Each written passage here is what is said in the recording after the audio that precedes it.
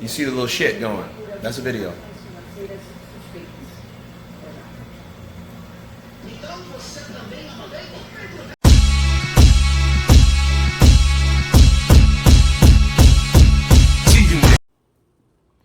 What's up, fight fans? This is Kurt DeVille with Counter Punch Boxing News, and I have some new news concerning Deontay the Bronze Bomber Wilder. We all know that Deontay plans to bring people into his corner, 2 new people.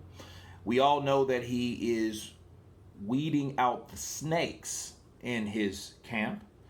And the question I have for you guys is, who are the snakes? Who are these people that he's referring to? Because we have a lot of speculation.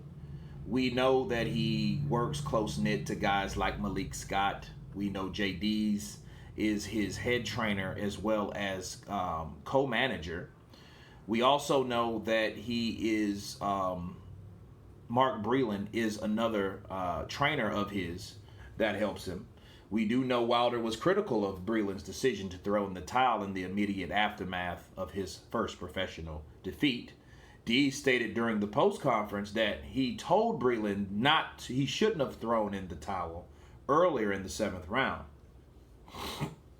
So, again, we have a confirmation, and Wilder has said that he has decided to keep Mark Breeland, right? Now, he said he was willing to keep Mark Breeland, but this was as of April 15th. Of course, that's been a few weeks ago, and after that, he mentioned the weeding out the snakes. Now, a lot of people do change their mind at times. And I'm wondering who these snakes were, because if this was the case, what snakes were there before versus created? Obviously he wasn't aware of these snakes before he took his first professional defeat. So these were the same snakes that was in his corner. Well, the question is, what makes them snakes at this point? Right? Well, what determined them to become snakes? I mean, what if he would have won? Would these people still be snakes? You see what I mean? It tells me that the only person he had a problem with his team, because you always listen to Deontay Wilder. And one thing he praises is Al Heyman, his management team, and his training team. He said they're like family. So you take a professional loss, and then your so-called family some of these people become snakes. And obviously he said snakes, not snake. So this could be a couple people. But then what determines these people to be snakes? See, what I would like to know is, you say you're weeding out the snakes, so the people that shouldn't be there. Well, if that's the case, then no one should be there, because everybody lets you do whatever you wanted to do.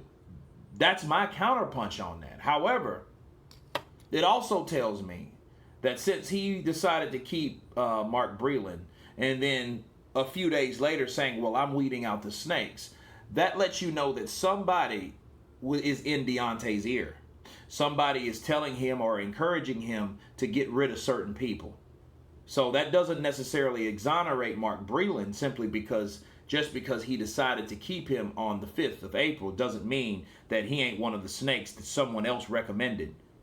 Okay? Because immediately after that, we didn't hear anything from Deontay Wilder at all. Okay? We had a void time that he was gone for maybe about a month and a half, right? Really throughout this whole, or a big bulk of this quarantine season, we didn't hear anything from Deontay Wilder, right? And then the next thing, it was, boom, I don't think Tyson Fury's a champion, and I had surgery, and, all this, this other stuff that was going on, and, it was mostly derogatory statements that he had. It was nothing positive. The only thing that you could really rate positive was the Instagram video that he posted, but that video was right before he left and disappeared. So, and that was actually towards his fans. So, again, that does not explain who the snakes in his team is. you know?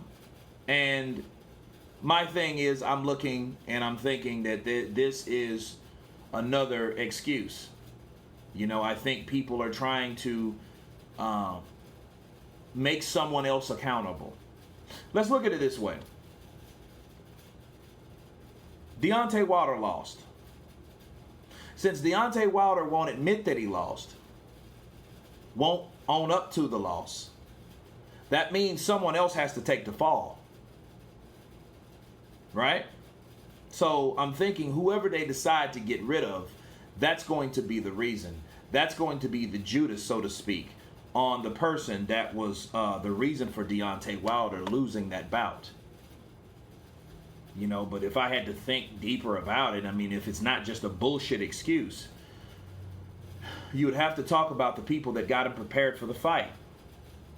The exercises, right? The strategy.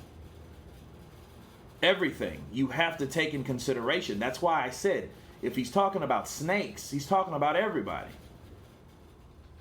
You know, but I just want to know if it wasn't, because I think a lot of people was giving him pressure to keep Mark Breeland, especially the public, because it wasn't Mark's fault that he threw the towel in.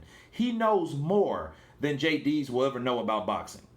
He knows fighters, he knows mannerisms, he knows tendencies, he knows habits. He knows what to look for when a person's hurt, because he's been hurt. He's been hurt because when he was fighting, he was knocked out too. He knows what it's like to get in that ring and take a punch and your legs stiffen up, or your legs dangle, or they do a little dance. He knows those type things. So yes, he was qualified to do exactly what he did.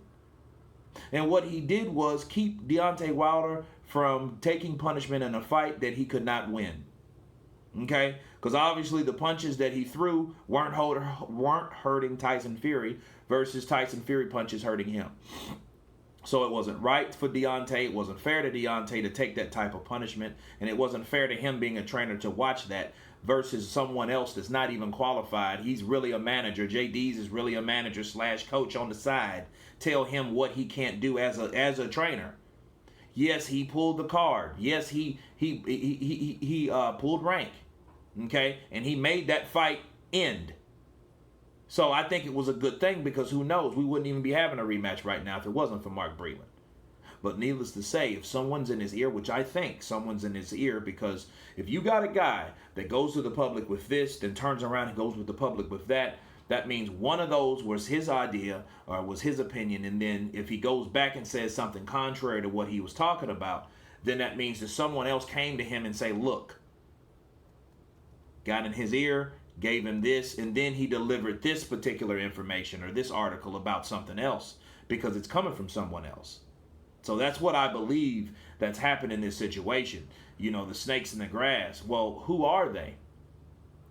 Because what we know about Wilder, he's no stranger to excuses. So if he can throw somebody under the bus for his own first professional loss instead of himself, he's going to do it. It was the costume. It was a lot of things. I wouldn't myself. That's probably the closest that we've seen of him blaming it on himself. Right? But that can mean anything. Everything was wrong. But of course, that goes along with everyone else's excuses that they can make for him. He was drugged. Right? Oh, I wasn't feeling myself. I just was, I was just off. Nothing was right. Everything was wrong. So, but again, I would like to know who's the real snakes in the grass. But anyway, you guys let me know who you think is the real snake in the grass. Of course, please subscribe. And you guys been counterpunched. Peace.